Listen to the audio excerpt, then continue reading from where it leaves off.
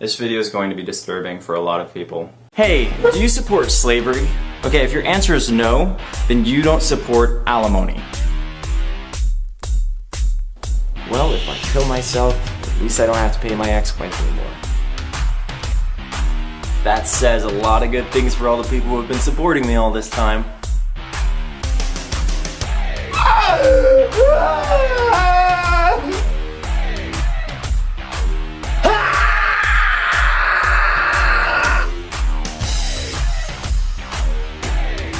But I started sobbing hysterically. Hey guys, I have been removed from the list of speakers on the VidCon site. I even confirmed that she attacked me from the beginning, and that this entire time I've just been defending myself. They say you're a slut, so obviously you wanted it.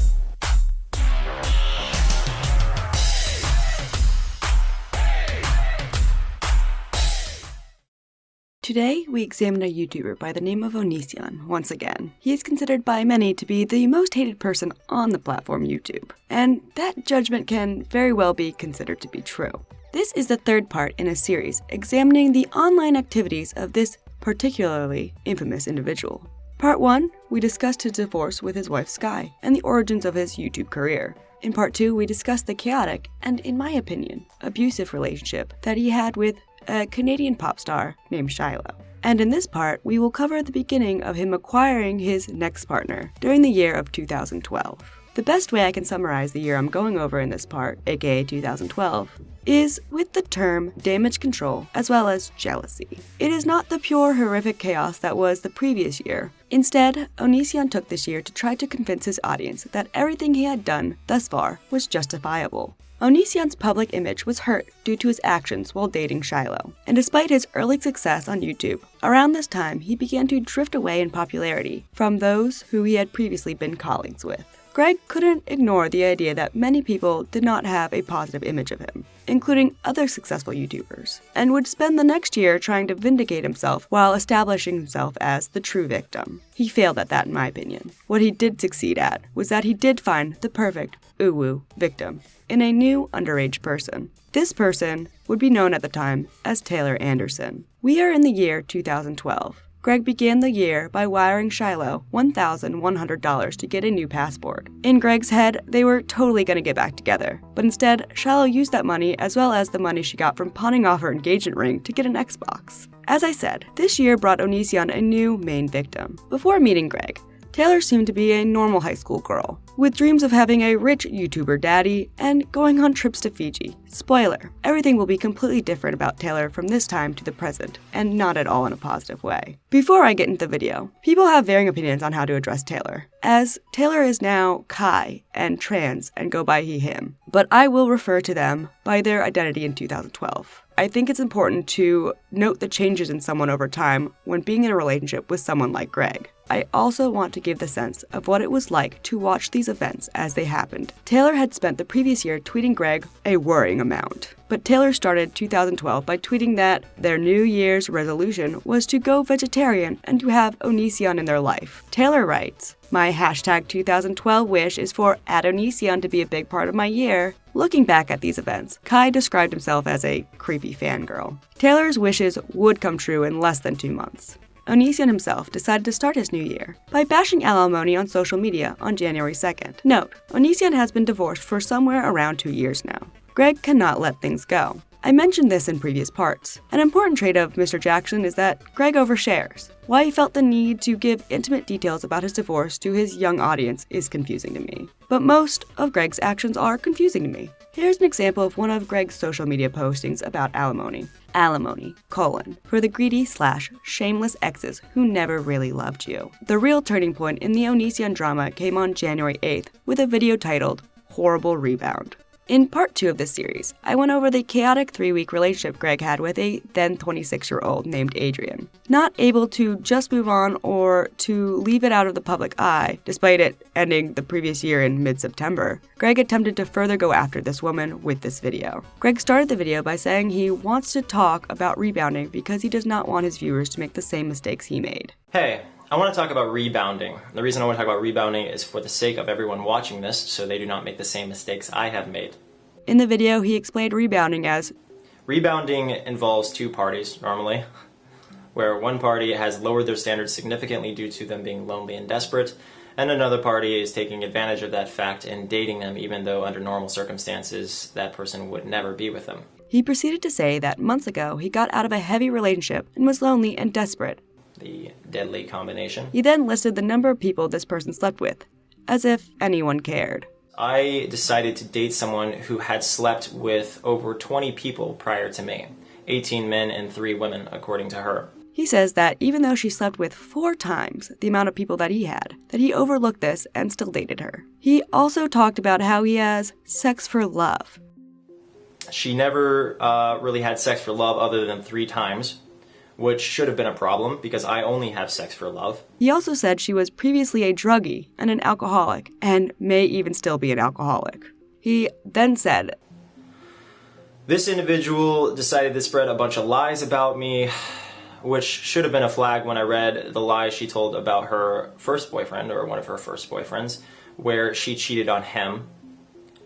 And the fact that she cheated on someone should have also been a flag to me, but again, I was rebounding, desperate, and lonely, so I overlooked that. He says everyone told him not to date her because I talked to my mom, I talked to my sisters, I talked to my friends. Everybody was saying that it was a bad idea to be with her, because in their opinion, she was a total whore. To be only 26 and to have slept with over 20 people is ridiculous. I like how he used other people as a scapegoat for calling her a whore. He went on to say that he forgave it.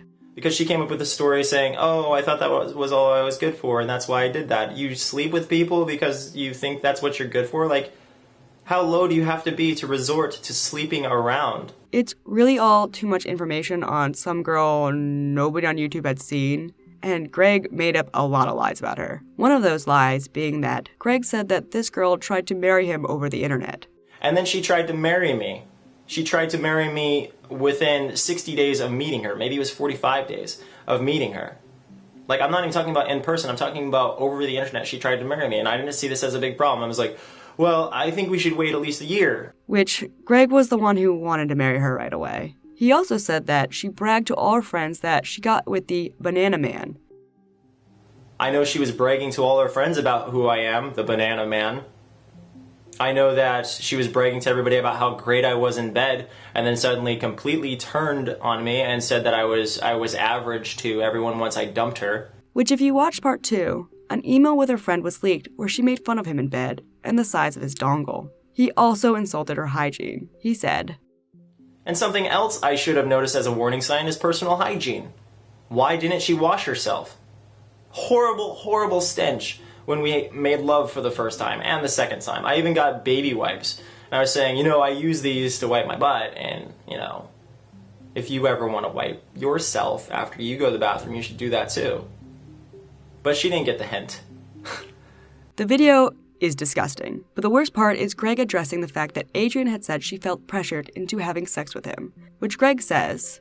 And of course, she goes to insinuate that when we did make love, that I was forcing her into it, that I was pressuring her into it, and she didn't really want to. That's funny coming from someone who slept with over 20 people. That's really funny. You shouldn't be extremely sexual with someone if you don't plan on being sexual with them, and then turn around and be surprised when they had sex with you. He concluded the video with, I know people who go through are far worse off than I am. But I laid down thinking I was with one person, and I got up realizing who I was really with. And I felt extremely violated.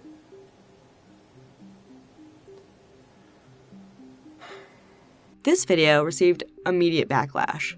The main takeaway from it was a line about Greg doubting he had pressured the young woman by pointing out the amount of previous partners she had, and insinuating that it made it unlikely.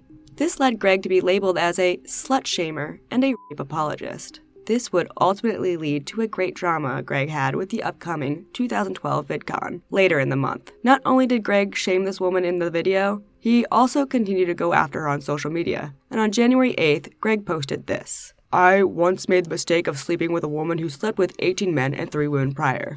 I was desperate and foolishly overlooked her past. I'm still paying for her lack of morals even today. He also posted, I was lied to. I was used. She tried to marry me under 60 days after we met. Why? Was she a gold digger? I forgave her for cheating on her ex. I forgave her for alcohol abuse and many other things. Why? I was so lonely, so desperate. I screwed myself over by even talking to her in the first place. It was my fault, and now I have to suffer with the knowledge that I gave someone so low, so rotten, so heartless, who lied about even liking me in the first place, the time of day.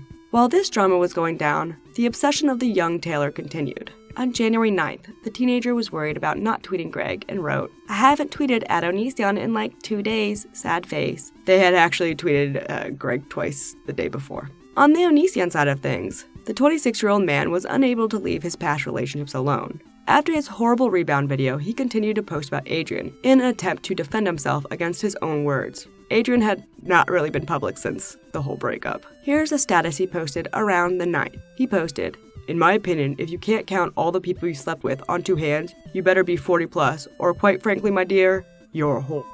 AJ felt the need to respond to Greg's attack on her Google+, and she wrote, I honestly have no idea why I decided to start talking about this again. I haven't spoken to him not once since we broke up, and I haven't publicly spoke of him for a couple months now, and when I did, it was only as a rebuttal to something he said first. I wouldn't even know about this video's existence if it weren't for you guys commenting or sending me emails. I started watching the video, and I had to turn it off, because I found myself not taking it seriously, and laughing the entire 8 minutes I actually made it through. I realized that there is no point in even worrying about this crap, as he is halfway across the country. He is completely inconsequential to my life, and I have more important things to concern myself with. He is obviously stuck at home, lonely, and has nothing better to do with his time than conjure up old garbage to garner some extra attention from little girls.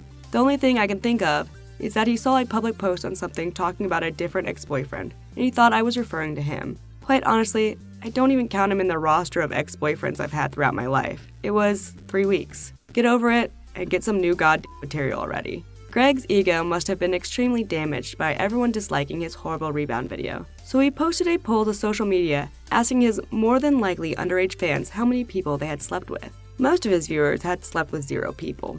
As said in the previous part, Greg believes social media polls are a good source of facts, and not just some goofy fun thing to do on your Facebook or Twitter. Greg thinks he's conducting real census reports here, people. Then after this, around January 11th, Greg did a live show. There is a video of the highlights still up, where you can see Greg continuing to claim his ex-girlfriend, Shiloh, lied to him, and that he didn't know about whether or not she had sepsis. Somebody thinks it's funny to keep saying, I love sepsis and premature babies. I don't have anything to do with that, so I don't know why you're bringing that up. Why would you bring that up? I don't, whatever. That has no association with me, other than I was lied to, or it was true, and I didn't know it was true, or a lie, or whatever. It's just why okay, that's like if somebody, that's like if someone says to Hillary Clinton, oh, I cheat on my husband, oh, that's what I do, when she didn't cheat on her husband. He cheated on her. So why is there a discussion over him doing something when he or she had no idea about it?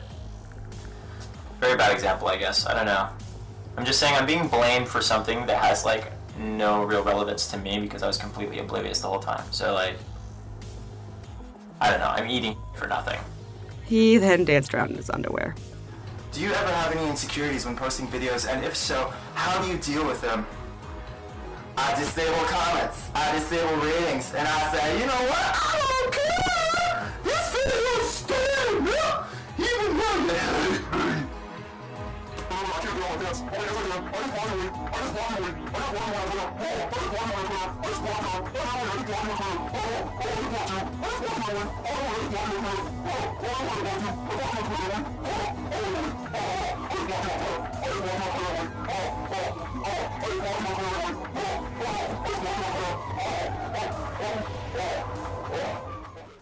Taylor's obsessive tweets continued towards her e-celeb crush in these days, and she tweeted on January 12th, at Onision, sometimes I feel like I miss you, even though we've never met or talked. It's odd. Greg, doubling down on his need to prove himself always right, aka continue the damage control after all his chaos, did another live show on January 13th.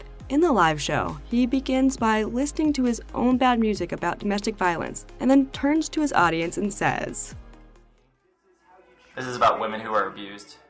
You can't beat me." If you guys didn't know, I'm pretty hardcore women's rights. Most likely convincing no one except 8-year-olds that he is a good defender of women's rights. Lacey Green, a sex-positive YouTuber at the time, responded to Greg's obvious shaming actions on January 15th with an article titled, "Onision the Slut Shamer." This article is a more humorous look into the abusive character that is Greg, calling him an enormous ignoramus for his flawed beliefs. She wrote, "It's obvious to me, and many of you, that Greg is full of shit. He decides some arbitrary definition that sounds good to him and shames viewers who don't fit his wacko framework. My favorite part is when he turns around and abuses viewers who respond with hurt and disgust. Some of that 'you had it coming' rhetoric we rarely hear. Wow, what a cool guy. I love it when people impose their made-up holier-than-thou morals on my sex life." Lacey would not be the only person on YouTube to criticize Greg over the coming years. Greg tried to further his attempts at damage control for their horrible rebound video, and on January 16th, he posted a video titled, "My Foolish Words." He started the video by announcing, "This channel is not about making me look good. It is not about boosting my ego. It is about me being honest and transparent to all of you."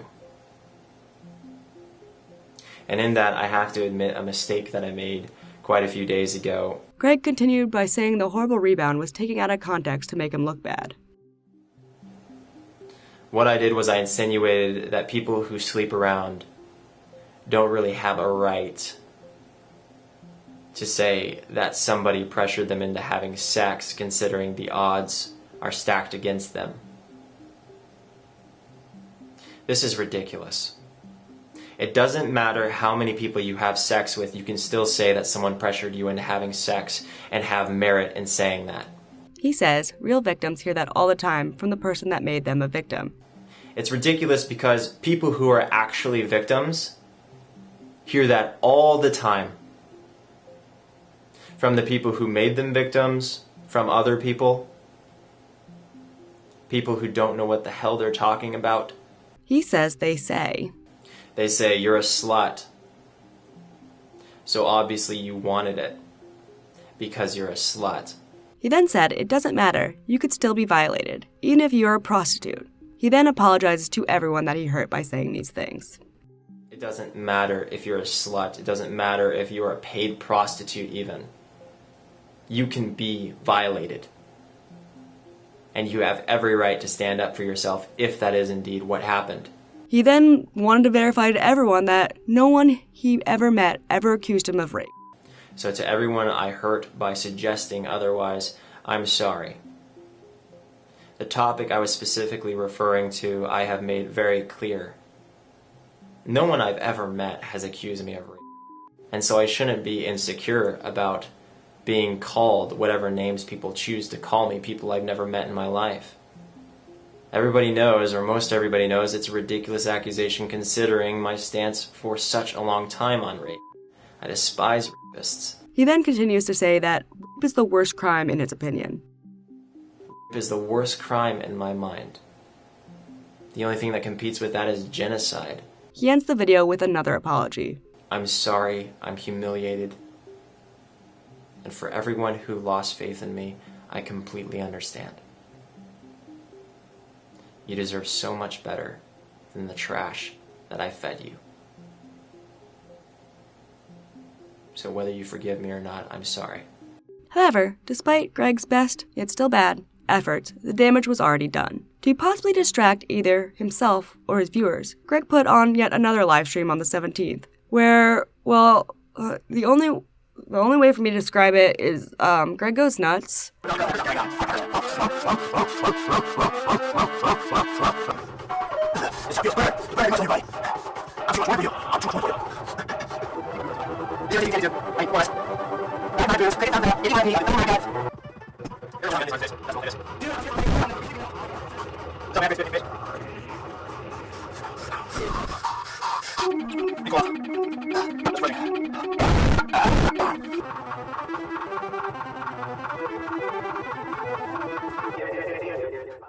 After this stream, possibly due to his inability to get anyone to agree with him on the Adrian shaming front, Greg turned his attention fully back to his ex-wife Sky. On January 19th, Greg began to talk about alimony once more, this time directing the conversation specifically to Sky. He made several tweets about alimony before uploading a video entitled, Her Easy Life on this day. In the video, Greg starts off by saying he intends to I tend to share pretty much everything in my life with you, but I've been holding something back for some time, and I don't exactly know why, because I should have told you this a long time ago. My ex-wife, in the divorce, she pursued me for $150,000, saying that what we had was a family business. He goes on to imply that Sky was lazy. He says he will be paying her alimony for the next 5.5 to 6 years. So I'm going to be paying her for the next 6 years, 5.5 years, monthly, which sucks because, survival isn't the easiest thing in the world sometimes. He then says she ended up with $90,000 over the course of 6 years, which is less than $30,000 a year, Greg. Greg concludes if you ask someone to sign a prenup and you fall for them, crying and telling you you never loved them. That's the reality, guys. When you ask someone to get a prenup and they cry, saying that you don't really love them, etc., and you fall for that, you're a sucker, like me. Later that day, Sky replied to Greg in a long Facebook status.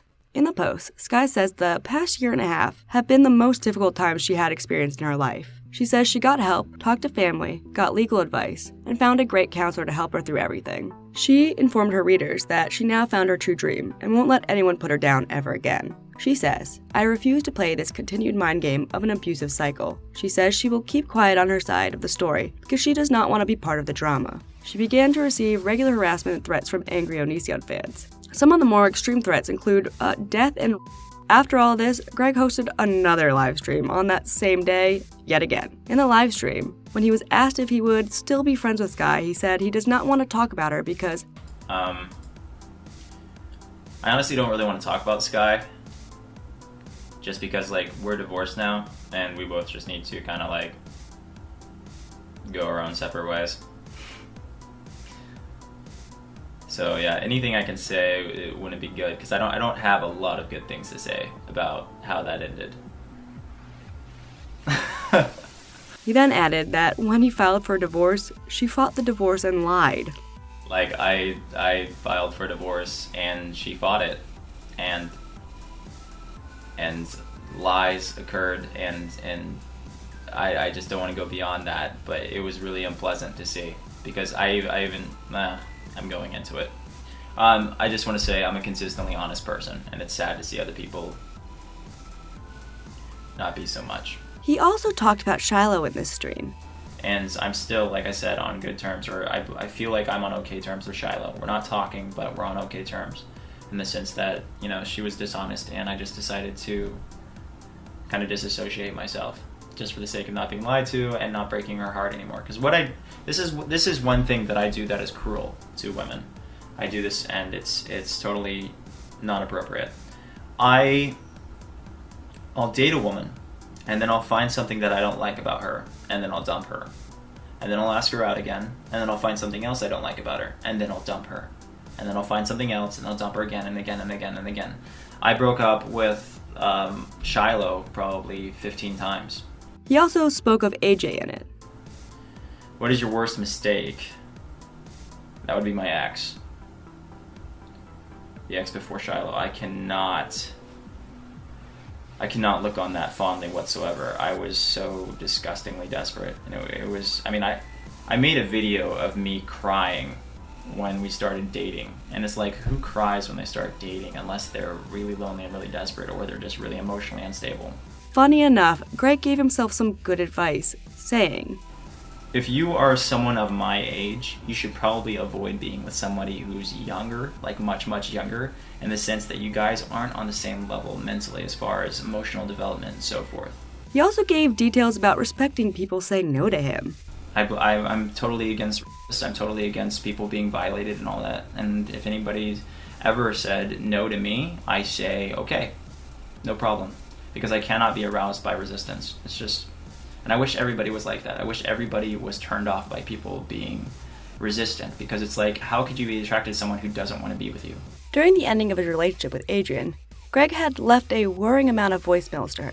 I discussed and went over these in part 2, but the same day of this livestream, AJ publicly released the voicemails after hinting she would do so. Adrian later explained she kept the voicemails because she knew Greg would eventually cross the line and make a video about her, similar to the horrible rebound one. Greg soon responded to the voicemails by saying he believed it's illegal to release private voicemails, despite previously sharing Shiloh's private voicemails to him a few times previously in videos. After listening to the voicemails, Greg uploaded a video titled, Onision Voicemails Released. Because releasing someone's private voicemails doesn't really make you look good. And on top of that, these voicemails only confirm what I've been telling you guys all this time. I mean, my honesty is so locked in tight at this point that it's pretty undeniable. I confirm that she was slandering me. I confirm that I've been telling the truth this entire time. I even confirm that she attacked me from the beginning, and that this entire time I've just been defending myself. People don't want to look at me as a person who's a victim. But now, the evidence is overwhelmingly clear. He tells the haters that are now fans. Welcome back. Reactions to the voicemails were mixed. Some listeners believed the voicemails showed how manipulative and controlling Greg was, while others thought it showed how loving and lonely he was. Greg's drama continued the very next day after the voicemails, with Greg tweeting about Judge Judy. Greg tweeted, "Where is Judge Judy when I need her? Even if she said I was wrong, it would be an honor to be ripped a new butthole by that gorgeous woman." These tweets would lead to some more fascinating stuff, foreshadowing, one might say. While trying to suck Judge Judy's virtual pee-pee, Greg also posted multiple statuses regretting his relationship with Shiloh, saying that she was the only woman who truly loved him. He writes, "Most people hated her, telling me to leave her. But they didn't get it. She taught me what it was to really love someone.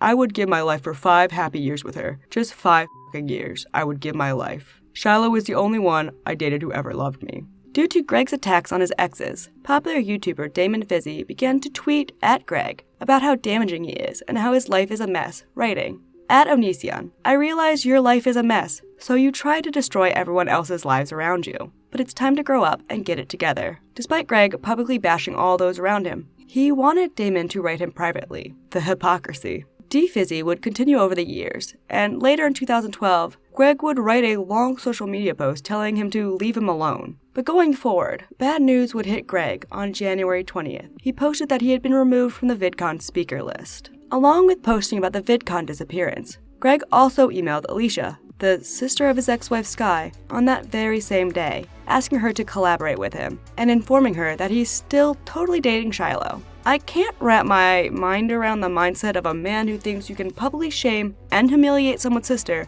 and expect that sister to want to ever speak to you. Due to his fans attacking Sky, Greg also made his only attempt to rectify his actions with a post asking his fans to not send her rape threats on January 21st. Remember, damage control is the theme of this year. While this was going on, Greg continued the tale that he created in his own head that he and Shiloh were going to get back together again. And around or on the 21st of January, he also posted to Facebook asking her to come back. If you recall in part 2, Shiloh says the relationship was over when she went back to Canada the previous year. 2 days after this post, Sky responded yet again to the hate she was receiving with another Facebook post on the 23rd. She wrote, "I should not have to get on here to defend myself. This is sick and this is wrong." She says everything that needed to be said was said through the court system under oath. She says the court system, lawyers, her counselor, and the judge know what really happened. Everything Greg is saying was already presented to them, and they made their decision. She says this is all in the court documents, and that she takes the opinion of a professional counselor over people that know nothing about her life. She says she had evolved and grown since the dark time in her life. Despite Sky's desire to be private and move on, Greg would continue to publicly bash her over the course of the year. Around the same time of Sky's post, Greg posted a video about him being removed from the VidCon speakers list called Censorship at VidCon vs. at Onision, which was later named Parents vs. Onision. In the video, he explained what had happened. Hey guys, I have been removed from the list of speakers on the VidCon site, and I was recently contacted by someone who represents VidCon. What they said was that I was removed because parents were complaining.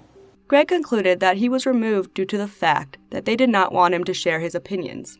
because they don't want me to say anything that's on my mind. He then compared his comedy and 2011 event appearances to Shane Dawson's. I find Shane Dawson to be very, very hilarious. He's a very funny guy. Says a lot of inappropriate things, but it's funny nevertheless. At the first VidCon, he cussed like crazy. How many people protested him talking at the next event? Shane Dawson says a lot of things that I would assume most parents don't want their kids to hear. Things that I would never say on stage. And yet, I'm being censored, and somebody who's much, much more offensive than I am in person isn't. Greg concluded that the difference between him and Shane is that Greg has opinions on Unfair bias, where because I have an opinion on vegetarianism, or I have an opinion on religion, or I have an opinion on circumcision, I'm not allowed to speak. that parents don't want their children to hear. Oh yeah, that's the problem, Greg. That's why people don't want you there. In the video, he complains he is being censored and there is an unfair bias against him due to his opinions. He then threatens to not even attend VidCon. So with that being said, if this isn't resolved, I just don't see the point in going to VidCon, because obviously I'm an unwelcome person. Obviously VidCon isn't proud to back me. They're not proud to show their support for me.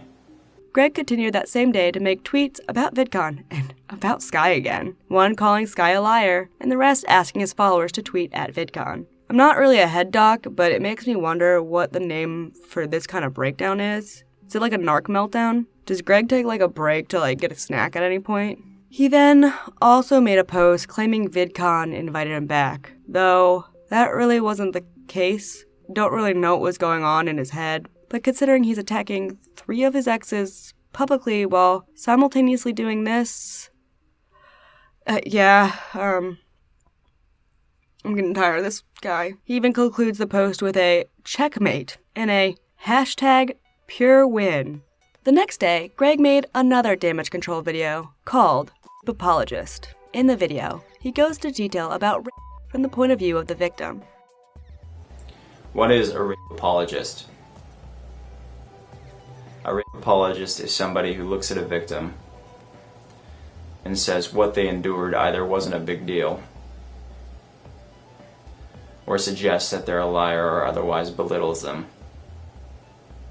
So for all the rape apologists watching this video, I'm going to explain in depth what I'm very certain it is like being raped due to my experiences in the past, having had to hold the victims. It's an obvious attempt to come off as sympathetic towards victims after his previous actions. Another example of, you guessed it, damage control. Also on that day, Hank Green, the co-creator of VidCon, contacted Greg via email. He clarified that he was upset with the employee who removed Greg's name from the guest list, but advises Greg shouldn't attend VidCon due to the recent controversy. Greg reacted to the email publicly on his Facebook, saying he still would have gone if people threw stuff at him, as long as he got to meet his fans, but now he officially will not be able to attend. Greg proceeded to post a video on the VidCon drama the next day, January 25th, titled, Why I Cried. In the video, he says the previous night, he became depressed and made a Facebook status saying he felt like crying.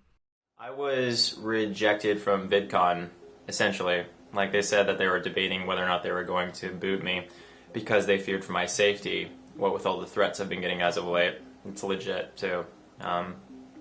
You can see it on my Facebook, where they're talking about my safety and how me being there would potentially create a hostile environment considering so many people hate me and so forth. Anyway, so it ended up getting me pretty depressed, and I just said, that I was depressed on Facebook, and then I said I felt like crying. Anyway, so because haters have been threatening me, I'm not allowed to go to VidCon.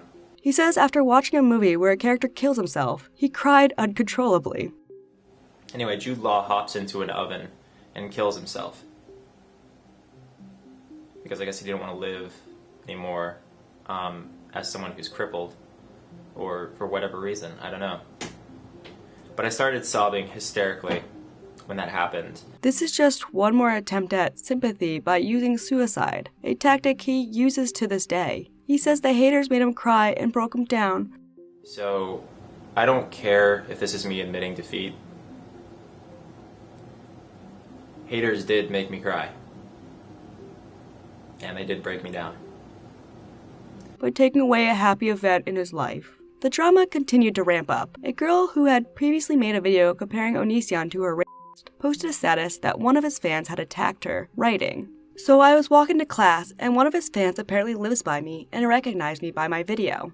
They yelled at me and started shoving me around. They were about 5'9", I'm 4'11", I'm very small. Anyway, I ended up having to defend myself and this cop saw and took care of the situation. This literally happened a few minutes ago." She posted a picture of her bruises as proof, but she eventually privated her videos and left after allegedly being doxxed. I am unsure how true these events are, but I really just wanted to emphasize how insane everything surrounding Onision was. With the beginning of February came the official ending of Greg and Shiloh's relationship, at least in Greg's eyes. Shiloh also was sending mixed messages about the status of their relationship during and between December 2011 and now. She celebrated their anniversary and so on, and it was all very confusing for followers. Greg posted a status that day claiming he was heartbroken, ... again. Sometime also around this, Greg started a new website, Onision.org. Onision has the tendency to bail out of websites and restart anew, something he still currently does. And after the ending of their relationship, Greg posted non-stop about Shiloh. The first being, to my knowledge, was a horrible music video titled, "It's Over," where Greg talks, sings, and acts real deep. I'm not gonna put the song in video because copyright claiming in music is a little difficult, but just trust me, it's really bad. The most interesting part of this was an Asian man staring at Greg as he moodily stomps around the city, acting real deep. People soon made memes about this brief moment, titling this Asian man as the video bomber. People also noticed that while Greg was having an emotional breakdown over Shiloh, he had also been tweeting a girl called Drum the Darling, perhaps trying to start another relationship. I am unsure of what happened with that, and a Google search of that name didn't reveal any results. I cannot find any more information on this person. It is lost to time, but while Greg was in between girls, he seemed to, at least in my opinion, be on the prowl. Archiving is important, not to out these potential girls or victims, but to timeline Greg's public actions. Despite Greg's public whining over Shiloh with the breakup, he emailed Alicia again on the 6th. I mentioned this in part 2, but if you want to start a drinking game every time Onision either emails Alicia or Sky, it's a good drinking game. Just take small sips. In the email, he informs her that he moved a video featuring her to his archive. She doesn't respond. Sometime around February 8th, some sad news came for our subject. Greg found out Shiloh found a new boyfriend and began to immediately have a meltdown. He began to publicly accuse her of cheating. He wrote a blog that day titled, "In the Beginning, We Were So Happy," which mimicked the line from his song It's Over. He started the blog, "I am really shocked right now. Apparently my ex has a new boyfriend, which is great and all. But the problem is, it's so soon after I broke up with her that it makes things make sense. A lot of sense." He then went into the detail about lies she told at the end of their relationship and came to the conclusion that she most likely cheated. After these accusations, Shiloh took to her Facebook and claimed she never cheated. Viewers were already suspicious about Shiloh cheating due to her social media. A viewer reached out to Greg via email and sent several screenshots proving she cheated, including corresponding in-a-relationship status changes by Shiloh and her new boyfriend when she was still with Greg. Greg then made many Facebook status and posted 4 images to his website called Cheater 1 through Cheater 4, with proof from social media and their emails that she cheated. There is only one surviving image of Greg's alleged proof, so take it with a grain of salt. Greg then posted 2 videos on the alleged cheating that same day, one titled, "No Sick Days for Onision," and the other titled, "The Truth Hurts, but so do her lies." In the Sick Days video, Greg talked about how he needs to make a comedy video that day. Today I have to make a comedy sketch, even though I just found out that I was cheated on by someone I have loved more than anyone I've ever loved in my life. He said he will act funny for his comedy video to make his fans happy. And now I have to be funny. And I will be. I'll be fucking hilarious. Because that's who I am. In the video, he warned viewers to look for signs when dating and not to let your significant other lie to you. Do not accept them telling you anything less than the truth. And I'm sorry if that advice is bad. I'm a little emotional right now. He said he should have listened to everyone telling him to get out of the relationship. He then said he should be single for a while. Anyway, so yeah, I am still single. still very, very single. Despite what people believe, I am still crying. I am still lonely. And you know what? That's the way it should be for a while. Because now I have a trust complex. Which lasted all of like a few days. At the end of the video, he winces and quickly turns the camera off. All of the proof that he links in the video description are to his old website and no longer work. The next video, the Truth Hurts one, he tells Shiloh he wanted the money he sent her back. We didn't break up until 7 days ago. She's already clearly moved on completely. She got over me that fast. 7 days. And I broke up with her. But I broke up with her, so she's supposed to still be heartbroken, upset and everything. She's already moved on, like she never cared. I'm still single. And I broke up with her. Shiloh, I want my money back too, by the way. The $300 that I sent you to get your passport to come home, I want that back. And then the other $300 that I sent you to get the passport money, or to get the passport because you lost you got the first $100 stolen and then spent the other $200 already. And then the $1,100 I sent you, I want that back too for the rent. And in the future, when you're with somebody else, you better let them know that you're a cheater.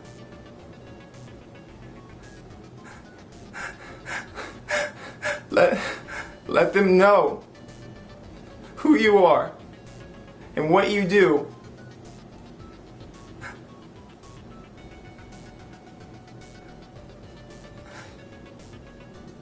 Anyone with two brain cells to rub together should wonder why he felt the need to post about this publicly to hundreds of thousands of people. But here we are. Along with the videos, Greg also allegedly texted Shiloh so that he could insult her on just one more outlet. We know about this from Facebook posts Shiloh put out. He texted her, "You cheated on me. I never want to speak to you again." It's like, you can't let anyone who's ever interacted with him move on. He does this with everybody. Shiloh during this time seemed to just want to be on good terms, also posting on Twitter she wants everything to blow over and to get her things back from him. So, remember when I mentioned Judge Judy earlier? Well, on February 10th, Greg announced he was planning to take Shiloh to court. He announced this on Facebook, saying he wanted Judge Judy because she eats liars alive. This little stunt of his would persist over the next couple of days. After this, on the 12th, Shiloh turned to social media to defend herself once more from Greg's constant barrage. She made a Facebook status saying she was mentally, physically, and verbally abused by Greg. She detailed many of the same things I covered in part 2, but new information came from her replies to the comments. In the comments, she replied to someone, telling them Greg never beat her, but that he pushed her hard into a doorframe when she was pregnant. She said she was trying to give him a hug when he didn't want one. Within the next few months, she mentioned the doorframe incident multiple times on her social media. Shiloh later blamed the stress Greg put her under in the relationship for the cause of the miscarriage. Greg would later defend himself on the doorframe incident in 2016, with a timeline. He says Shiloh miscarried at 6 weeks, and they found out the fetus was no longer alive at 12 weeks. He claimed that the doorframe incident was at 13 weeks. Me killing an unborn baby. So, first off, we found out that she miscarried at about 12 weeks. And the pushing happened at about 13 weeks. The pushing was after she body slammed the door. In a later 2016 video, Greg claims the doorframe incident occurred at 12 weeks. Allegedly, she also claimed that I pushed her into a doorframe, which caused her to miscarry their unborn child. Once again, whenever there were any physical altercations, I called the police right after to ensure I had done nothing wrong. And of course, this doesn't mention all the physical things she did prior to me getting her away from the door so I could close it so she would leave me alone. I've already laid out in previous videos how impossible it would have been for me to push her into a doorframe and how odd it would have been for that physical altercation to have caused the death of a child which she was not pregnant with, considering the child she was pregnant with had already passed 6 weeks prior, as observed by the doula on an ultrasound. So 6 weeks into the pregnancy, the fetus dies. At 12 weeks is where we had the physical altercation, where she was body slamming my door, and I got her away from the door so I could close it. While Shiloh was forced to defend herself, Onision went on the prowl again, and that same day tweeted out, "Soulmate, where are you?" Taylor responded with saying, "Here," and Greg DM'd her with, "You really think you're my soulmate? If so, ... what makes you feel this way?" There are also screenshots from this time between Taylor and a friend, where Taylor wrote, jokingly, that they wanted to kidnap Greg and another person named John, and then they would all fly out to Paris. When looking at these leaked screenshots, there was another one from the next day of the convo. In it, Taylor questioned if Greg really loves her, and wished Greg would just tell them. Note, at this time, Taylor is 17 and still in high school, and Greg is 9 years her senior. Along with Taylor being a possible future partner, during this time, Greg started working with a girl named Kasha Fox. When going through the timeline, I was unable to find more information on her, and a Google search does not provide much information. But there are screenshots of Greg interacting with this new person. On February 14th, Greg emailed Sky, this time accusing her of only being interested in his possessions. In an attempt to try to gain sympathy, she doesn't respond. He writes her, "Things got really screwed up beyond repair, but this'll forever be adorable, check attached. I wish you didn't lie, steal the contract, leave my home a mess. All that ruined our future, let alone me abandoning you, calling us a mistake. So many things have been said, destroying everything we were. Were you really out for my possessions? Is that all you cared about?" The next day, according to the Life of Onion wiki, Taylor's daily tweets to Greg ended, probably due to them talking privately. One day after this, on the 16th, Shiloh posts a blog trying to apologize titled, "I'm sorry." Greg did not accept her apology and proceeded to call her cheating scum. It's funny since Greg emotionally cheated on Sky with Shiloh and continued to have infidelity issues over the years. Rules for thee and not for me is relevant to Greg. Okay, so then back to the Judge Judy stuff. Greg finally addressed what he was talking about with a video on February 17th titled Judge Judy, Onision vs. Shiloh, and uploaded it to his Speaks channel. In the video, he informs his audience that he just got off the phone with people at Judge Judy. Hey guys, I just got off the phone with some of the people at Judge Judy. I mentioned briefly before that I was going to contact Judge Judy about being conned out of almost $2,000 by my ex-girlfriend, and it turns out they're interested in my case. The only question is whether or not we can get that old Canadian down here to see some American justice. He believes she will agree to it because she believes she is right. She's pretty set on believing whatever she wants to believe, and so maybe by the end of the month we'll have Judge Judy telling us who's right. Maybe it's me that is 100% honest, like I've been telling you guys all this time. Or maybe Judge Judy will side with the Canadian, who knows? He says he will bring plenty of evidence supporting his case. The point is that I'm going to bring plenty of evidence, and I'm going to bring plenty of statements and so forth, supporting my case as usual because I am a man of evidence. In the video, he announces he will be suing her for the $2,000 he was conned out of. He also says that if he wins the case, he's going to donate the money because it's tainted. At the end of the video, there's white text telling his viewers to cross their fingers in hopes that Shiloh will agree to be on the show. Shiloh replied to the video with several statuses on her Draculo Facebook fan page. Her initial reaction being, "Ha ha ha, what the fuck?" She goes on to say that she feels hurt that Greg wanted to sue her for the money she already told him that she would pay back. She says most of her stuff is still with Greg, and she had to sell her few possessions so she could buy food. She then says she is currently sleeping in her father's shop because she's currently homeless. A few minutes later, she makes another status, asking what Judge Judy would say after she found out about the horrible things Greg put her through. Later that day, Greg posted an update to an unknown location, stating that Judge Judy will not be taking the case, because they do not work with Canadian citizens. Same exact day as the Judge Judy post, "Get your drinks ready." Greg sent Sky an email. In the email, he begged her to respond and to help him with his finances.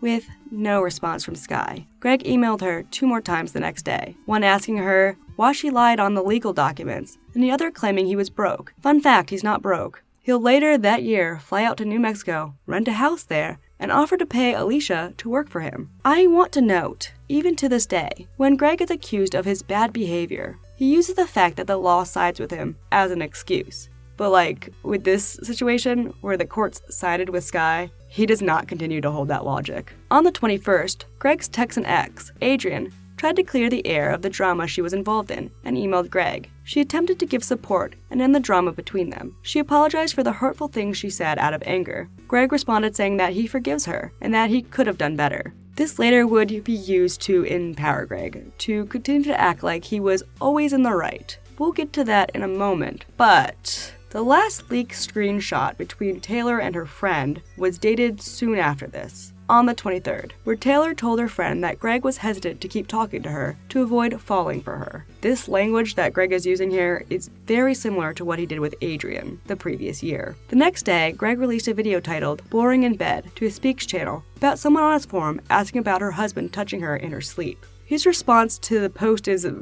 telling. Some lady posted to onision.net/contact complaining about her husband touching her in her sleep.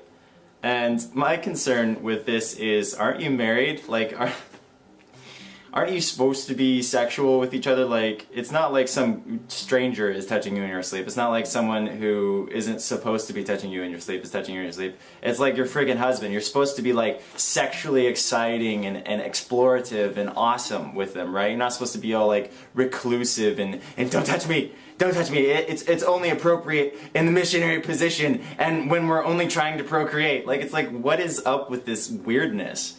You'd think after the apologist controversy, Greg would consider his words a little more carefully, but no. Next, the relationship between Greg and Taylor became official, though privately, on the 27th of February. Greg had to consult a lawyer to see if he, a 26-year-old, could date a 17-year-old. We now know all about this thanks to the leaked conversations that will be posted later in 2012. Greg emailed Sky again, February 28th, with his court-mandated alimony payment. The receipt comes with the statement, "You agreed and have no honor." We are now in March, and after officially dating Taylor, Greg informally proposed to the 17-year-old over Skype by saying, "You know I'm gonna marry you, right?" People noticed around this time that Greg had begun to wear something like an engagement ring. Greg did not address fans' suspicions of him finding a new partner because he was now claiming he was totally gonna keep his personal life private. Hint, he doesn't. Also at the beginning of this month, Greg began to campaign for something called King of the Web. It was a competition among content creators on YouTube to win a cash prize. Greg posted on various social media, asking his fans to vote for him. His campaign started out fairly strong, being second to Marzia Bisognin, PewDiePie's current wife. Greg's early success in this competition is very similar to his YouTube success, dwindling. I mentioned in part 2, Greg and Shiloh at the very end of December in 2011 adopted a dog named Nibbles. Despite Greg ranting often on social media about loving animals, he did not keep his commitment to his adopted pet. And on March 3rd, Greg uploaded a video titled, A Better Home. In the video, he attempted his best manipulation tactics by feigning upset. So where does this leave Nibbles, exactly? It leaves Nibbles in a really situation. Because now that my ex has made the decisions that she's made, there's no one here except for me. He even went so far as to bring up the fact that he allegedly attempted suicide for pity points. The reason I'm not a good pet owner is because November 17th, 2007, or November 14th, 2007. Every day in my life is just bonus. He concluded the video by saying he will make a couple of Encore channel videos with Nibbles, then that will be it. Greg, just FYI, a dog isn't an accessory. The dog would eventually be adopted by a family. People speculated that Greg got rid of the dog because of what happened next. That is, on the 8th of March, Greg met Taylor in person for the first time in New Mexico. After this, he rented a home down in New Mexico in order to be closer to the 17-year-old. In 2019, when talking about the first time they met, Greg says it was definitely not love at first sight for him. He says that when he was looking for a relationship after his ex-fiancée, he wasn't going for looks, he was just going for a good person. He said he wasn't excited about the relationship until later on. Kai, aka Taylor, says it was love at first sight for him. He says he was excited when they met. What a romantic. It was later revealed by Taylor, now going by Kai in current year, that was indeed their first meeting. But viewers at the time noticed that Greg's filming location had changed. Soon, after meeting his future spouse for the first time, Greg achieved official meme status. But not in the way that was in any way positive for him. Audience were laughing at him, not with him. On March 12th, Greg uploaded a video titled, God is Real? In the video, he answered a viewer's question, how would you react if God was real? The first thing I would do is, oh my God! Oh! Oh! Oh God! A good number of fans took notice of his stomach rolls and body acne and commented on the video about them. Right after this, enraged by the comments, Greg uploaded a video entitled, Me and my zits. In the video, Greg is shirtless and begins to compare his fans' reaction to his previous videos to Shane Dawson's fans' reaction to Shane's chest hair. And I guess everybody was supposed to be offended by it or grossed out by it or something because he had this insecurity, but everybody actually embraced him because they are not assholes like my Onision Speaks audience. Minor percent of my Onision Speaks audience are complete assholes, where they judge people for being imperfect. He points out his body acne and complained that commenters were saying his body was repulsive. Ew, ew, ew.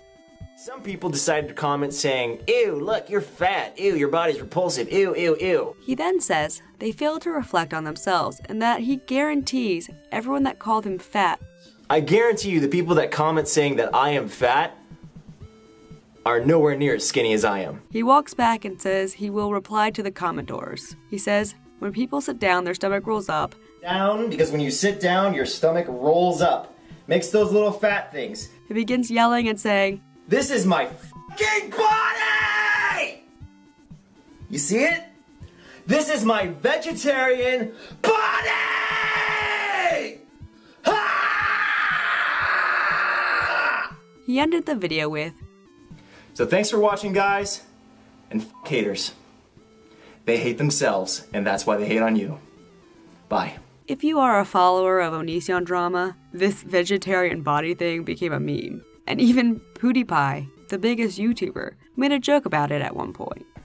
I am vegan body! Vegan shovel!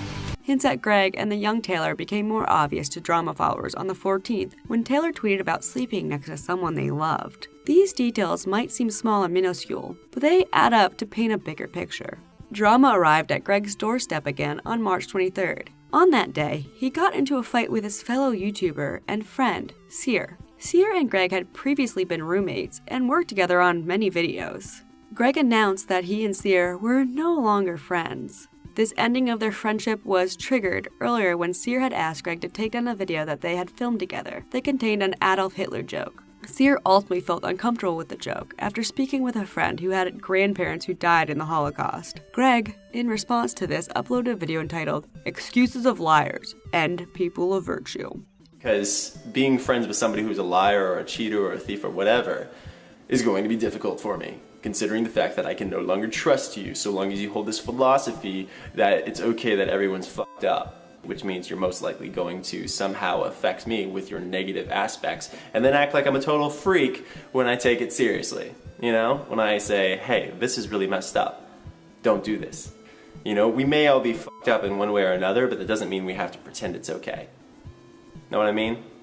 That is my morning inspirational speech. I hope you guys like my bed hair.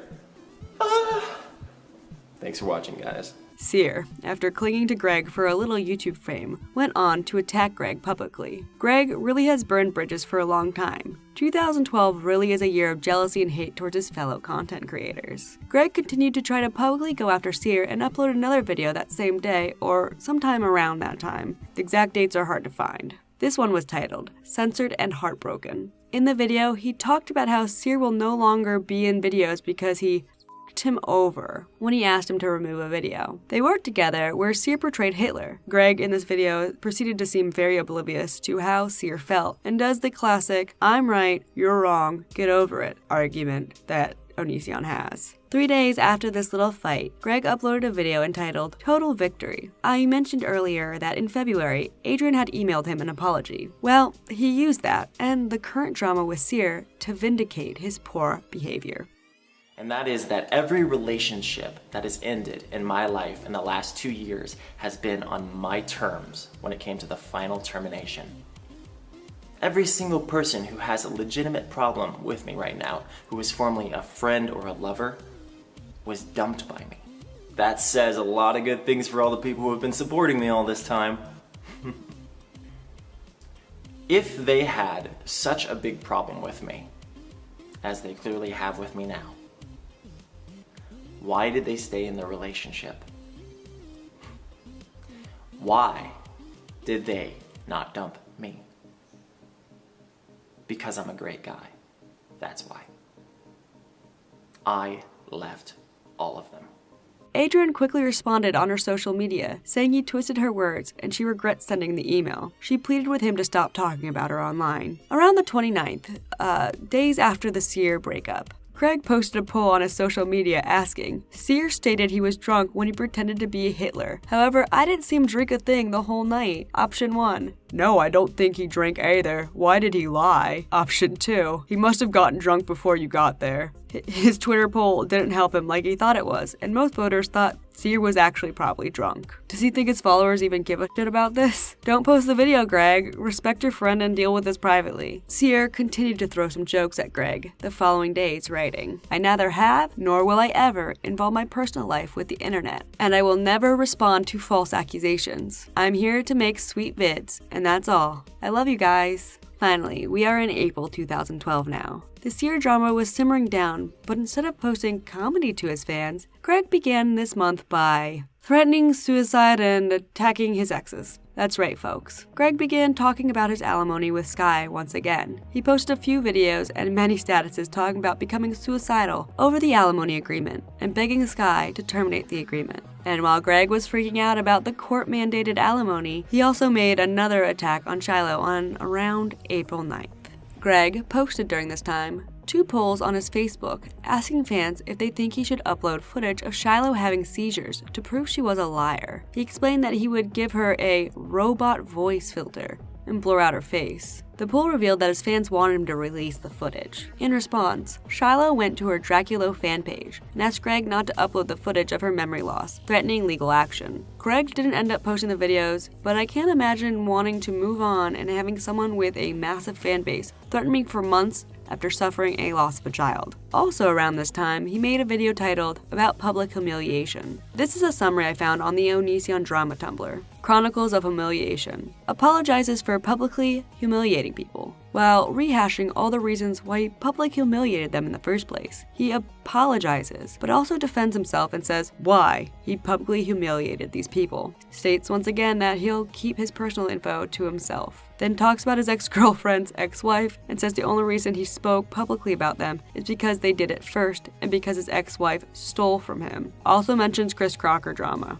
Now, after all of this, let's get to some lighthearted lore. Greg put out a poll on April 10th asking his followers what he should call his fan base. Many hopped on board calling themselves Bananas, and sometime between 2012 and 2014, Greg began using a video outro in his videos where he would say, "We are not robots, we are not slaves, we are Banana Nation." He still uses bananas to refer to his dwindling fan base. Around the 13th, Greg uploaded a song titled You Are Gone.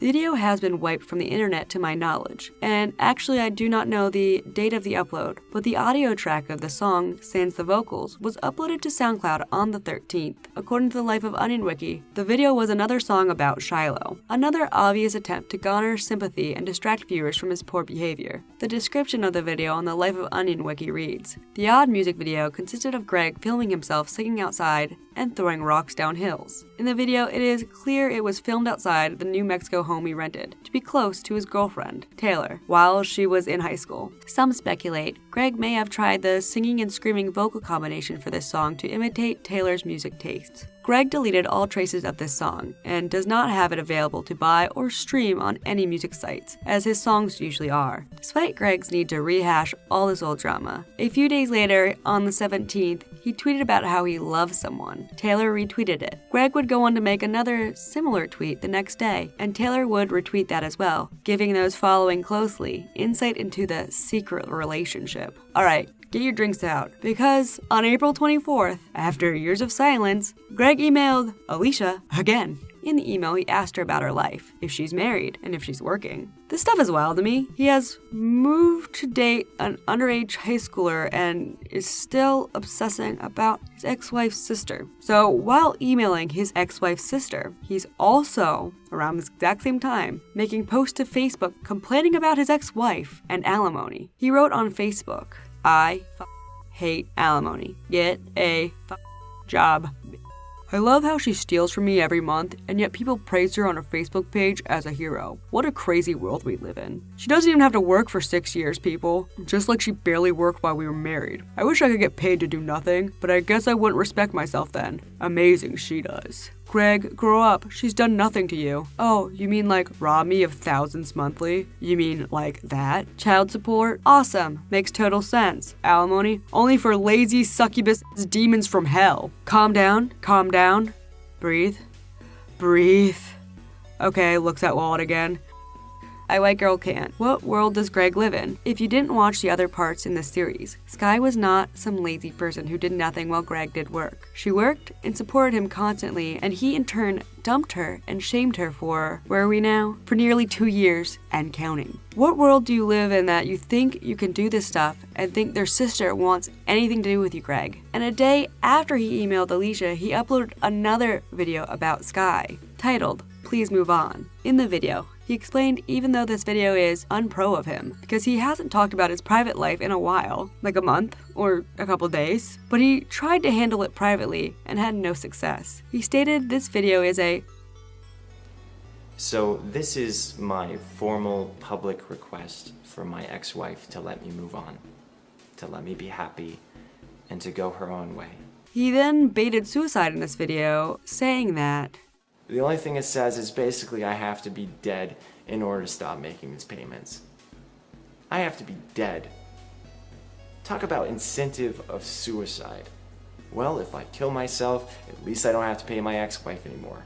And while he's doing this, on the 26th, he sent Skye a ridiculous amount of emails, threatening to kill himself due to the alimony. Skye doesn't respond, which is a smart thing to do. He continued to talk about suicide through the 25th and 26th, claiming that the alimony made him want to kill himself. Greg would later admit that he was never actually suicidal, and was trying to manipulate Skye into terminating their alimony agreement. Also, I find this funny that around this time, I found some screen caps of these tweets. Greg tweets, crying again, crying face. Shane Dawson replies, your profile picture looks just like D Fizzy. Is that intentional? Greg responds, at Shane Dawson, suicidal right now. Shane, I don't need this. Shane just replies, at Onision, ha ha ha ha ha ha ha ha.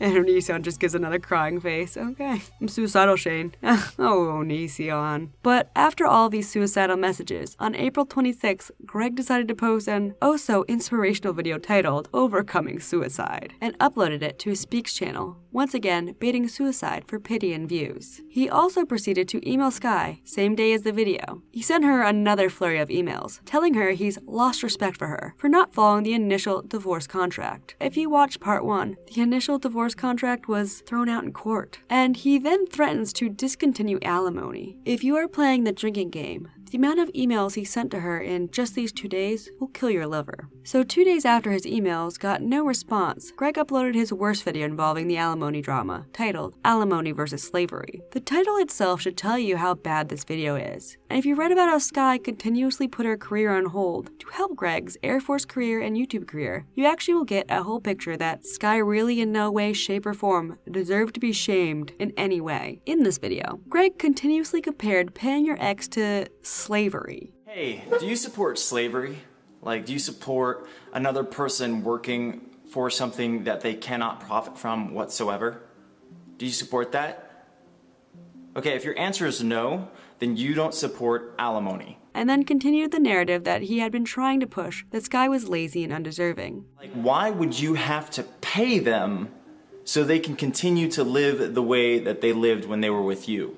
Especially considering that when they lived with you, the reason you probably have to pay them alimony is because they sat on their ass doing pretty much nothing the entire time you were married. He then tried to explain that alimony is totally worse than slavery. You know, I'm not going to say that slavery, actual, literal, 1900s, 1800s slavery, is the same as alimony. But I will say that there are similarities. And the similarities, well, actually the lack in a similarity is the fact that when you were a slave, you got free food, free shelter, free water, some cases free medical. What does a guy paying alimony get? This video received a lot of criticism, and reply videos from people explaining why they believe Greg should not relate alimony to something like slavery. On the other side of this, the Facebook statuses and the Speaks videos sent some fans over the edge, and they began to increase the threats and hate on Sky's accounts. The attacks were noticeably more extreme and frequent than ever before. The fans' attacks, along with Greg's statuses and videos directed towards her, are rumored to be the reason behind her abrupt disappearance from her YouTube and her Fell from Sky social media accounts earlier in the year. In the 2016 video, List of Onision abuse accusations, Greg admits he used threatening to kill himself as a manipulation tactic against Sky. Anyway, they mentioned that I publicly threatened to kill myself if she didn't stop forcing me to make alimony payments, and that is true. I did publicly threaten to kill myself. I have no defense for that because publicly threatening to kill yourself is really stupid, especially since that was a manipulative tactic and I had no actual intention of killing myself. Essentially, it was because I was very angry that she lied her way into getting about $90,000 out of me. Actually over $100,000, so I was already paying her alimony before the court even ordered me to pay alimony. As you know, I cared. Greg's ego was so strong on these videos that he put his comments under review during this time. So the same day as this alimony versus slavery video, he emailed Sky again. In the email, I cannot be sure if this was before or after the video was posted, he called her a slave owner,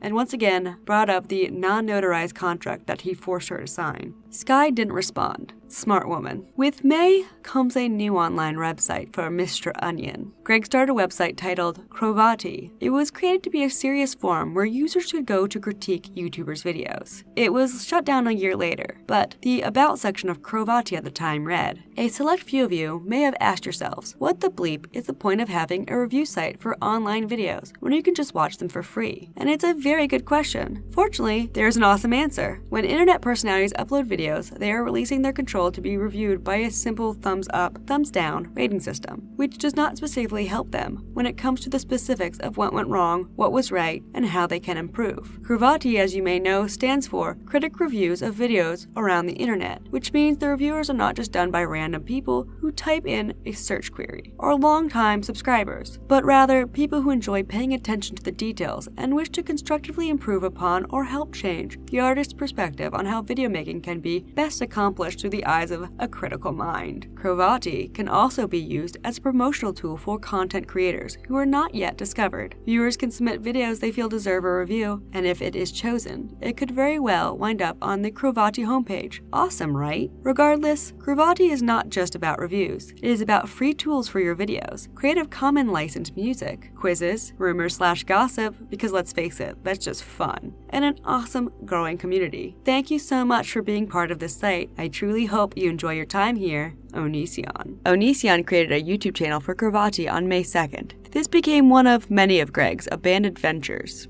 Also this month marked Onision's beloved fiancé, Taylor, graduating from high school. I also mentioned the King of the Web earlier. Greg was attempting to run for it, but I guess he wasn't winning, so on May 7th, he posted a video titled King of the Cons, telling his viewers he had dropped out. In the video, he talks about how he thinks King of the Web is just after the money. And so I'm looking at them as if they're either mentally retarded or they're con artists, because they have to be one or the other. There's no way they could think that I would win that competition unless they were mentally retarded. And, you know, they obviously wouldn't think that I was going to win the competition if they're a con artist, right? Because they would know there's no damn chance. This is my theory. King of the Web is about making money. You know, they say they're going to give you $7,500 for winning the competition. Meanwhile, they're accepting, you know, votes in the form of cash to multiply those votes, thus compensating for their loss and probably ending them in profit. And on top of that, they allow you to donate some of your winnings to an organization, and that way they could probably, I don't know for sure, but they could probably write it off on their taxes and therefore offering them even more profit, right? Anyway, so yeah. That is why I do not talk to King of the Web anymore. That is why I want nothing to do with King of the Web anymore, because I feel like they're not very honest in the sense that they told me I could win when they know damn well there was no chance in hell I could have won. I did find an article written about it. New media rock stars talked about King of the Web and Onision's accusations, writing, "An internet contest that rewards people with upwards of $7,500 for putting out videos is bound to be met with some skepticism. Recently, King of the Web user and YouTuber personality Onision criticized the contest in our YouTube upload titled King of Cons. In the video, Onision claims that King of the Web was offering voters the opportunity to buy votes to increase their favorite YouTube celebrities' ranking. Onision asks, "Why would you give money to some contest that someone can win when you could just give money directly to the person?" Furthermore, user Highest Angel on the official Onision message board claims that they are trying to make money out of other people's videos by offering the illusion of prestige with a little cash reward. In reward, they get tons more cash back and website promotion, and ridiculous profit for doing jack all. That is not a service. It's like a illegitimate scheme, leeching off of other people's success, getting promotion for their site, and cash is all they are concerned with. The article goes more into how the money was dealt, but what I think happened was Onision wasn't winning, so he claimed it was all some kind of money scam. Just my thoughts. I think Boogie won, but who cares? More evidence of Greg dating Taylor came again on May 15th when he tweeted about spending time playing video games with his favorite person. Taylor retweeted it. Also, I have no idea where to put this, but at some point during the year, Onision started a channel called Onision Trolls, and sometime between now and the beginning of the year, he started making videos insulting YouTuber Jenna Marbles. But I'm putting it here because on May 15th, he moved his Jenna Marbles videos to his Trolls channel after he received a ton of backlash. These Jenna Marbles videos were eventually removed, so the exact upload date isn't quite known. If you note in these videos, Craig isn't joking or trolling like he tries to play off by putting it on his troll channel. And what it really seems to be is that he made them because he perceived Jenna Marbles and her opinion on marriage was a direct attack on him and his life choices. Making this video response to her because of the fact that I feel like the points that she made in her video are incredibly stupid. And the reason I feel they're stupid is because I have a lot more personal experience than she does, most likely, because if she had the experiences I did, she would not be saying the stupid shit that she's saying. First of all, she said that you should wait about 10 years, or at least she's going to wait 10 years before she even considers getting into a marriage situation with someone because of the fact that she feels like it's just a smart thing to do. She apparently thinks that she's going to live forever. That's the impression that I get from her. First of all, Jenna Marbles, let's say that you and I are dating, which I don't want. That's gross. It's really gross. Wait till you're 50 or 60 to finally settle down. First of all, not everybody lives till they're 50 or 60. But secondly, so you're suggesting that they die alone there. But secondly, do you know how many eligible bachelors there are at that age? Like how many truly eligible? And when I say truly eligible, I mean like they're sane upstairs, like they're fucking potentially compatible with you. There's like 0. And the reason there's like 0 is because all the good ones are taken by the age of 50 because they're not dumbasses who have shitty opinions on marriage. And they decide, okay, I want to start a life with someone. She's asking people to waste their entire youth on fucking chance. That's just stupid. It's so incredibly stupid. Not everything is about you, Greg. Greg did something else around this time, because he decided that he suffered from yet another injustice. This injustice involves what I like to call the Save YouTube arc of Onision's online presence. So let me sum up the Save YouTube. This is a little intermission in the relationship drama. So according to the Life of Onion wiki, Save YouTube, or hashtag Save YouTube, was a movement Greg started when YouTube tried to turn into a movie and television show site in addition to a video sharing site. The movement also tackled other issues, such as subscriber counts going down, when YouTube began removing dead and bot accounts. 3 years before Greg's little movement, there had already been a similar movement named HuluTube that Greg had mocked and criticized in the past. As of late, I've been hoping to become more popular, so I've made up another conspiracy about YouTube. So thank you for watching. Evil Disney and evil YouTube have joined forces.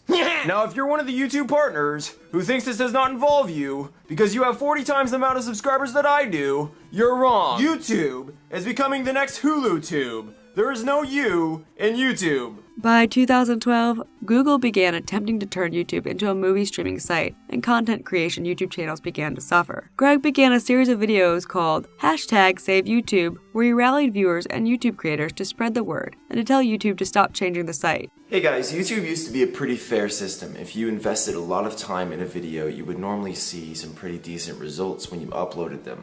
It's incredibly screwed up that YouTube has been this way as of late, because not only is it hurting the big YouTubers, but it's hurting the small YouTubers who are trying to become big. YouTube responded to Onision's movement May 24, 2012. I have no idea when Greg started this movement, but the article talking about YouTube responding to him was not kind.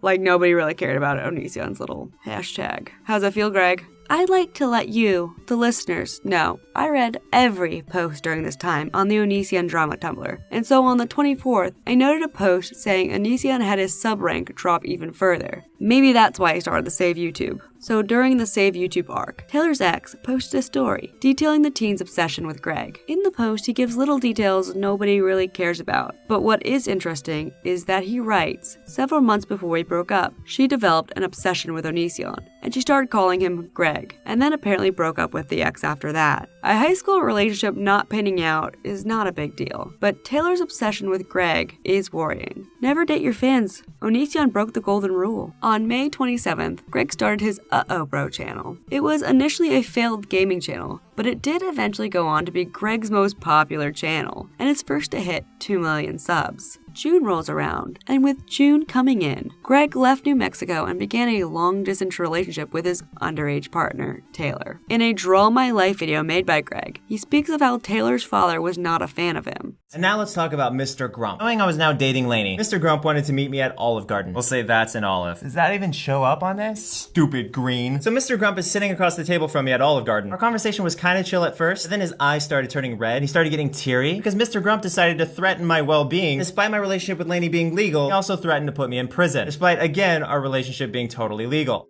Despite Mr. Grump, we continued to be in love regardless. At one point, I texted Mr. Grump letting him know that I was going to marry Lainey regardless of what they had to say, and that if they didn't accept our relationship, it was going to be very awkward for them. Mr. Grump was in Lainey's life permanently. Me marrying Lainey would make me in her life permanently. You see what I mean? Mr. Grump basically told me to go F myself, and a marriage between Lainey and I was basically never gonna happen. And so, because his fiancée was underage, Taylor's family did not like him, and therefore he left New Mexico. Get your drinks ready, guys. Greg emailed Alicia again on the 6th, asking if she wanted to hang out. And on June 8th, Greg started another abandoned channel, this one called Vitavius. I'm gonna say Vitavius. On the About page, Greg described the channel as, I basically take what Onision Speaks used to be, and I bring it here, for the sake of entertaining the people who are still interested in me being serious. The only video on the Vitavius channel was Go Daddy Sucks, which is uploaded the same day the channel was created. In this video, Greg complains that his web host, GoDaddy, shut his website down because he violated his database agreement when his site became too big. The video is no longer available. The channel only had that one video, and Greg eventually deleted it. So,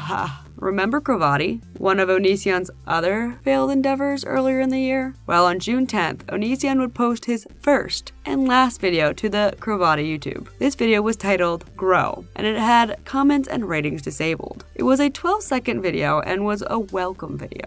According to the Life of Onion wiki, in it, Greg said, Hi, this is my first series vlog on Cravati. This is also my last series vlog, hopefully ever. Bye. Brave and empowering, Greg. This was not his last serious video. Later that month, on the 21st, or around that time, Greg posted on social media claiming GoDaddy officially destroyed Onision.net. Greg writes, Sad night, ...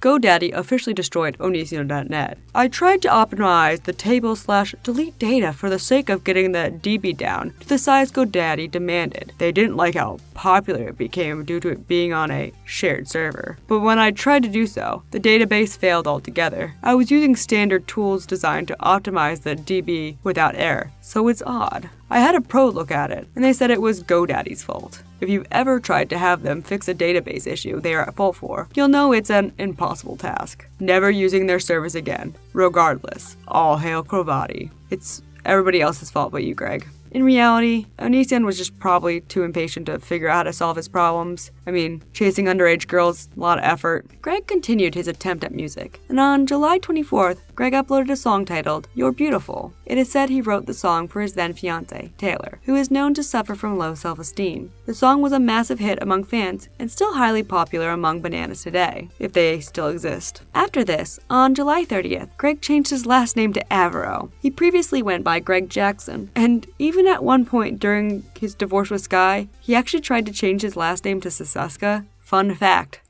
We now move into August of 2012. In this month, Greg returned back to New Mexico and rents a place secretly to live with Taylor. Taylor's family believes she was living in a college dorm. I mentioned Onision's Draw My Life, where he talks about Taylor's father hating him. After that, Taylor was banned from hanging out at his place, so that means they were both sneaking behind her father's back. Even looking at social media posts, Taylor's parents thought they were dropping their daughter off to start her new life in college, and not a life with Greg, most honest YouTuber. As we continue this timeline, I often feel pity for Taylor's parents on what became of their child, but I'm getting ahead of myself. Along with his move back to New Mexico, Greg also announced a Crovati Times on August 3rd. In this announcement, he posted a list of plans and instructions about the announcement of Crovati Times. Apparently, Crovati Times seemed to be a user-run online newspaper. He posted the first issue of it on August 6th. One of the headlines was, "4 members swear nicely," in all caps. Also, he started another news site on August 29th. Or around that time. I'm using a Tumblr to find general dates. I don't think they're going to be the exact ones. But this website was called onision.me. August was otherwise drama-free. So on to September. September 10th marked the last issue of the aforementioned Crovati Times. The headline of this issue was Ultimate Face-Off Between Forum Ponies and Cats, in all caps. More hints to Taylor being Onision's new partner happened on September 16th, where the young teenager can be seen in Sear's video. And I guess Sear and Greg were cool again. Can't keep up. Shiloh felt the need to defend herself once again, and posted a blog on September 25th detailing every little thing Onision said about her. She literally confirmed everything she said since then. Also during this time, sensitive pictures of her leaked, and to my knowledge, she disappeared soon after this. She even detailed in her defense only Greg had those personal pictures, and it makes me wonder if he leaked them, but I cannot appropriately make that call. After this, on the 27th, get the drinks out folks. Onision emailed Alicia again. This time, he offered to pay her enough to live on if she signs her channel over to him. So dude, he's emailing Sky, Alicia's sister, that he's broke, and then emailing Alicia that he'll pay her a salary. Greg, how the fuck? We are mostly talking about Greg in this series, but as we continue, Taylor Anderson will become part of his madness. So, I want to get into them a bit. On September 28th, Taylor got into contact with someone by the name of Regina, who will play an important part later on. Regina was 14 years old at the time. This is a small detail, but Taylor will become Onision's perfect victim cohort as the years continue. We are now in October, and on October 10th, Greg tweeted Shane Dawson, accusing him of becoming one of them, his words. And Shane responded. Greg proceeded to tweet Shane, publicly shaming him for various things that Greg perceived as slights against him. On October 11th, Greg posted a video titled Recovery, which, guys, I'm flabbergasted as to why Onision continued to feel the need to talk about this sensitive subject. I mean, holy fuck. In the video, he responds to a woman who was by her boyfriend. Let's go ahead and see what you guys are talking about on the contact page. Okay, this topic's called getting over sad. Moving on, a few days after getting mad at Shane for becoming one of them, Shane had a movie called Smiley that he appeared in go to theaters. This year, this saga, damage control and jealousy. Greg was jealous of Shane's success. Just keep in mind if you're getting bored, we're almost done with 2012. It'll get crazier in different years. Greg, on the 13th of October, posted a video advising a girl on her abusive boyfriend. Greg really has an obsession with assault and abuse. After this important video, where Greg talks to his over 100,000K viewers about abuse, he emailed, get the drinks. He emailed Alicia again on the 17th. In the email, he asked if she would like to come work with him making YouTube videos. Greg claimed in the email that their partnership is going to pay more than any job she's ever had before. I thought you broke, Greg. Maybe Greg should have tried one of his other little tactics, you know, maybe the one he's working with Sky. Maybe he should have emailed Alicia 12 times calling her a greedy whore. Maybe Alicia would respond to that. Didn't work on Sky, maybe it'll work on Alicia. I don't know. Throw the chips in the wind, Greg. Fucking great. After no response from Alicia, on the 22nd of August, Greg made his relationship with Taylor public. Taylor had just turned 18. Soon after this, Taylor began going as LaneyBot, and her old Twitter went bye-bye.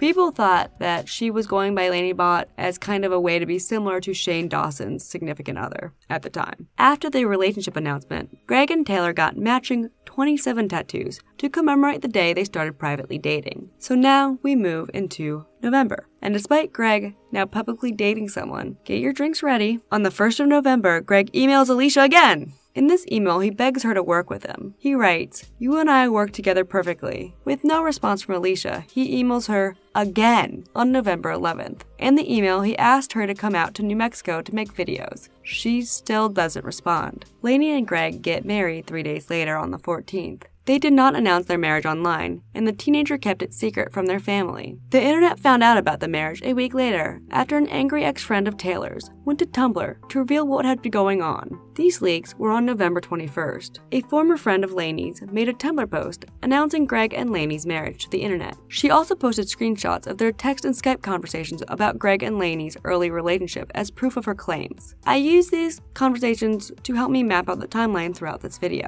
This leak also alerted the internet of Lainey's eating disorder, which Regina would later corroborate, stating that there were some days where Lainey only ate Tic Tacs. The leaks also revealed that Taylor's parents did not know she was planning on moving back to Washington with Greg, and that she planned to travel around the world with Greg on something called the Digitour while taking online classes. This leak didn't trigger Onision to respond, but on that same day, 21st, Onision emailed Sky. He asked her in the email to contact IRS about him filing a joint tax return. Sky doesn't respond. Smart girl. Greg emailed Sky again on the 26th, asking if he can pay alimony in bulk, and again asking her to contact the IRS to nullify her 2010 tax return. She didn't respond. Did I mention Sky is smart? And if you thought the drinking game was going to be over, you can't put away your drinks yet. Because Greg emailed Alicia next, on the 29th, asking if she would like to relaunch her channel. Alicia also didn't respond. So we are now in December. Onision started another iteration of the Onision forums during this time, due to some older users of the forum being unhappy with the current forum software functionality. This one is known as Cloud Citadel. YouTuber Rag Reynolds recently posted a video that goes really into the specific details of the forum. I recommend checking out his video, I'll link it below. After the recent marriage of Onion and Taylor, both Mr. Repsion and Don't Stand So Close to Me made videos at Taylor's parents about this obvious disrespect of them. Nothing was very much publicly interesting in the rest of the year. We end this year on a slow note. Greg posts many videos and statuses against a K-pop song called Gangnam Style. I am sure he felt due to the popularity of the song he would get views, but either due to jealousy of others' success or because he felt the need to be contrarian, he asked fans to boycott the Korean singer. And then, on the 17th of December, Greg, not able to leave his Canadian ex alone, posted a video trying to attack Shiloh and claiming she was an animal abuser. Glitch, you are going nowhere near that puppy. And the reason I didn't want her to go anywhere near the puppy if I was not able to directly observe her interactions with him is because I know about her history with animals, and I think I've mentioned this before. To her credit, she told me these things were true, and she's a pathological liar, so maybe they're not. I don't know. The first fucked up thing my ex did to animals. She said she took hairspray and sprayed her goldfish and just watched it die. Fucked up thing number 2. She said she once held a small animal and hugged it with her hands so tight that it died, like it choked to death or something. And the third thing she said she did is she grabbed a little small animal, I don't know what it was, I think it was like a mouse or something, and she threw it. She kept throwing this animal over and over again till it died. I don't know why. And lastly, the only thing I can really say I have any direct experience with her and animals with, you guys remember that wiener dog that was in a video or two? We adopted that dog from my ex-stepfather. But one day, I'm in the shower and I hear her freak out. So I get out of the shower and she's scolding the dog, and what does she say the reason for her doing this is? She says the dog literally jumped up and bit her in the vagina. A wiener dog. And the last thing of interest in this year, Greg emailed Alicia on the 18th, asking if she's seen his new content, and again, invites her to work with him. She doesn't respond. So we leave this year with Greg constantly being in shambles, now married, and nobody liking him outside his bananas. I didn't plan to go year by year for Onision, but researching him made me want to log all the stupid things he does. I think it's fascinating to follow him, and as we go forward, I hope you enjoy the ride. It's okay if you don't, but I'm just gonna plug my Patreon here. Here are my Patreons. Thank you so much for donating. And please, there's gonna be a link below for my Patreon if you like detailed lore videos. it won't only be Mr. Onion I'm focused on, but if you want to give me support, link below. I have a really good picture of my Patreon. I came up with this the other day. Please join my Patreon. I promise to not rate you, groom you, and I'm not gonna get kicked off because I'm not gonna dox any of you. Link below. Eventually, for my $20 and up, I'm gonna make some custom art for a special thank you. I think I'm gonna call it like the CECIL McFarms $20 user patron. Yeah. We'll get into more nuttiness in the next video. And I'm sorry for those following this, I took a while more on this part. It was kind of a boring year. Not as insane as the last one, which was a little bit easier to write because it was just constant crazy. There were a lot of attacks on his exes, a lot of jealousy of other content creators in this year. 2013 is gonna be fairly similar. So, I'll see you in the next one. Suffer lightly.